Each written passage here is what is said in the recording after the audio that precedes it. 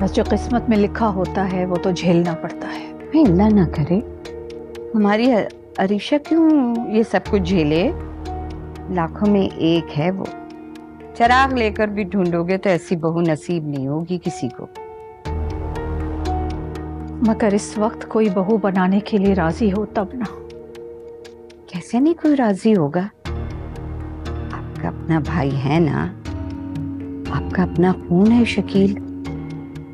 आप राजी हो जाएं तो हम अरीशा को अपनी बहू बना लेंगे। क्या कहा तुमने? तुम अरीशा को बहू बनाओगी? देखा आपा, आपको मेरी बात पे यकीन नहीं आया ना।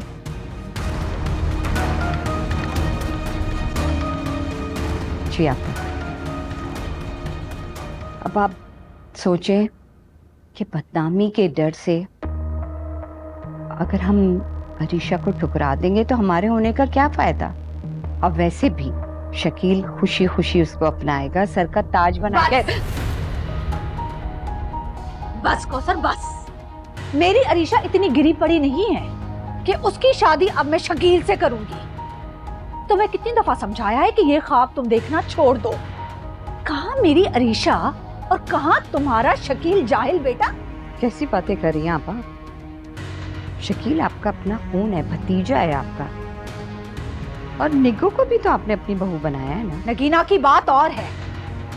और मत भूलो तुम कि वो किस तरह के घर से निकलकर किस तरह के घर में ब्याह कर आई है। और दूसरी बात कि उसने तालीम हासिल की, खुद को बेहतर किया, तौर तरीके सीखे। और तुम्हारा बेटा जाहिल ईसा से भारी भारी फीसें तो लेता रहा। इतना टाइम हो गया, इंटर ना कर सका वो। इस साल वो अपना इंटर मुकम्मल कर लेगा, देख लीजिएगा। तुम्हें क्या लगता है बेवकूफ दिखाई देती हूं मैं? मुझे समझ नहीं है, कुछ दिखाई नहीं देता। उसकी बुरी सोहबत देख रही हूं मैं। वो कभी नहीं बढ़ेगा। चलो, पढ़ लिया उसने, कर ली पीएचडी, तो मैं अरीशा की शादी उससे फिर भी नहीं करूंगी। ये ख्वाब देखना तुम छोड़ दो।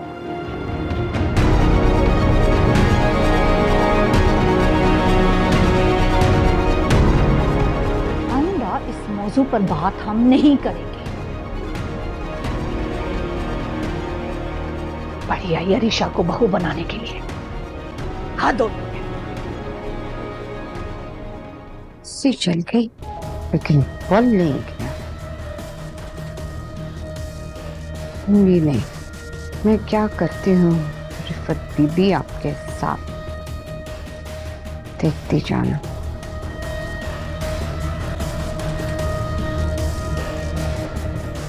तुम यहाँ क्यों आई हो? कुछ बात करनी थी आपसे। बोलो। जो लोग रिश्ते के लिए आने वाले थे, क्या वो लोग आए नहीं? तुम यहाँ अरीशा के लिए आई हो, वहीं तक महदूद रहो। मेरे काम में मुदाखलत मत करो। ये सवाल उसी के मुतालिक है, इसीलिए पूछ रही हूँ आपसे। थी कोई वजह? नहीं आए। आंटी प्लीज, आप लोग अरीशा पर जुल्म ना कीजिए। उसकी ज़हनी हालत अभी इतनी स्टेबल नहीं है कि वो किसी नए रिश्ते को कबूल कर सके।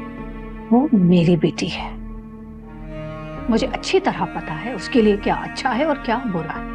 आप उसे किसी नए खानदान में जोड़ देंगे जहाँ नए लोग होंगे, नए चेहरे होंगे। दिन रात उसे उनके साथ रहना होगा, यानी कि उसका शौहर, और वो भी उसके लिए अजनबी होगा। इस बात की तरफ तो मेरा ध्यान ही नहीं गया। क्या वो ये सब कुछ कबूल कर पाएगी? नया माहौल, नए चेहरे, क्या वो लोग उसे इतना मौका देंगे कि वो उन्हें अच्छी तरह से समझ सके? आप क्या समझते हैं कि शादी के बाद शौहर के रूप में उसे नया साथी मिल जाएगा? अगर वो उसे कबूल ना कर पाई तो उसकी हालत मजीद बिगड़ सकती है आंटी। कर चुकी तकरीर, जा सकती हूँ।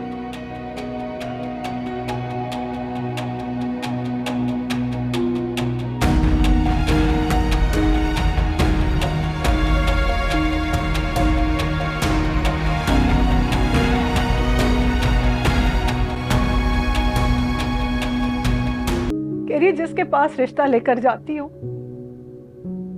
सब कहते इतनी बदनाम लड़की का रिश्ता लाई हो।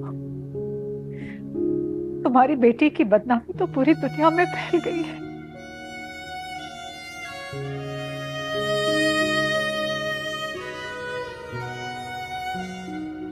अरीशा मेरी बहन, मेरा बस चले तो मैं अपनी जान देकर भी तुम्हारे लिए खुशियां खरीद लूं। जी जी कलीम साहब। अस्सलाम वालेकुम। मैंने आपको डिस्टर्ब तो नहीं किया? इस्लाम नहीं, डिस्टर्ब नहीं किया है, प्लीज बैठे। एक जरूरी बात करनी थी। जी कहिए। कल मैं कंट्रोल रूम में गया था। अच्छा, क्यों, खैरियत? जो कुछ हमारे दफ्तर में हुआ वो दोबारा ना हो उसकी खोज में गया था। अच्छा, फिर? वहां मेरी मुलाकात सीनियर ऑपरेशनल मैनेजर से हुई और मैंने उसको सारी बातें बताई। तो कुछ पता चला? जी, उन्होंने बताया कि हर ऑफिस में एक खुफिया कैमरा नब्ज रखते हैं। Oh really? ये तो बहुत अच्छी बात है। फिर कुछ बताया उन्होंने? जी, और उस दिन की मैं पूरी वीडियो लेकर आया हूं। आपने देखी वीडियो?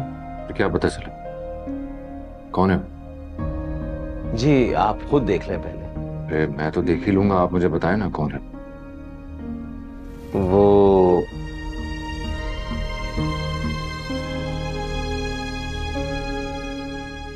बोलिए भी कलीम साहब, कौन है वो? चुप हो गए आप तो। वो शकील है। शकील?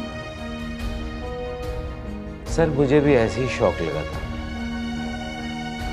मगर मुझे आपको बताना बहुत जरूरी था।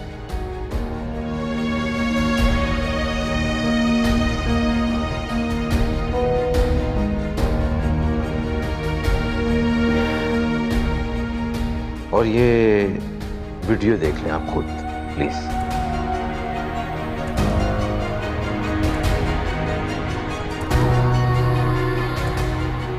कलीम साहब आपने मुझे तो बता दिया है, ध्यान रखिएगा कि ये बात मेरे और आपके अलावा किसी और को बता सकते। मैं ऐसे खुद अपने तरीके से हैंडल करूंगा। Right sir.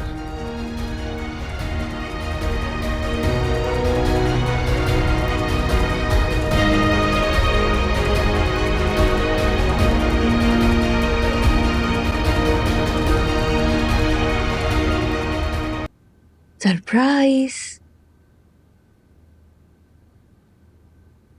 ये देखो, तुम्हारा नया फोन।